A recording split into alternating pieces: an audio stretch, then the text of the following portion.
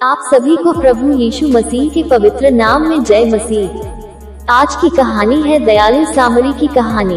एक दिन यहूदी व्यवस्था का एक विशेषज्ञ यीशु के पास आया। वह सबको ये दिखाना चाहता था कि यीशु गलत रीति से शिक्षा दे रहा था। इसलिए उसने कहा, हे गुरु, अनंत जीवन पाने के लिए मैं क्या करूं?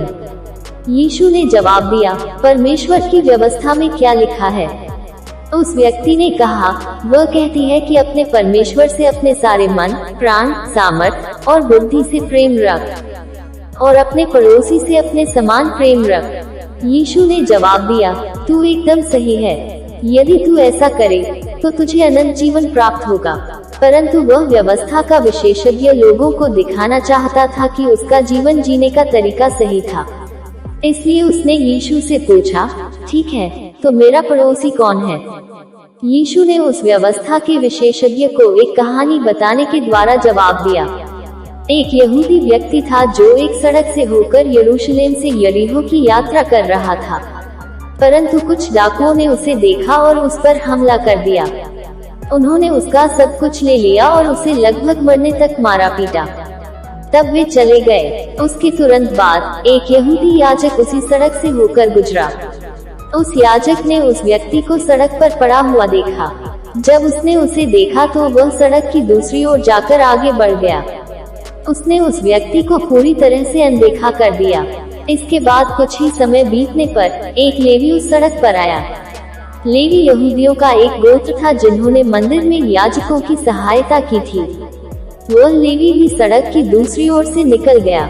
उसने भी उस व्यक्ति को अनदेखा कर दिया। अगला जन जो उस सड़क पर आया वह सामरिया का एक पुरुष था। सामरी और यहूदी एक दूसरे से नफरत करते थे। उस सामरी ने सड़क पर उस व्यक्ति को देखा। उसने देखा कि वह यहूदी था, परंतु फिर भी उसने उस पर बड़ा तरस खाया।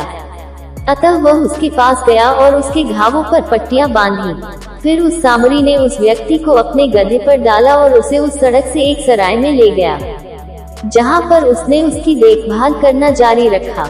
अगले दिन उस सामरी को अपनी यात्रा को जारी रखने की आवश्यकता थी। उसने उस सराय के प्रभारी व्यक्ति को कुछ धन दिया। उसने उससे कहा, इस व्यक्ति की देखभाल करना। यदि इस धन के अलावा तेरा कुछ और धन खर्च हो तो वापस आने पर मैं तेरे उन खर्चों का भुगतान कर दूंगा। फिर यीशु ने उस व्यवस्था के विशेषज्ञ से पूछा, तुम क्या सोचते हो? इन तीन लोगों में से कौन उस व्यक्ति का पड़ोसी है जिसे लूटा और पीटा गया था? उसने जवाब दिया, वही जो उस पर कृपालु था। यीशु ने उससे कहा, तू जा और ऐसा ही कर। कहानी अच्छी लगे तो लाइक, शेयर और सब्सक्राइब जरूर करें।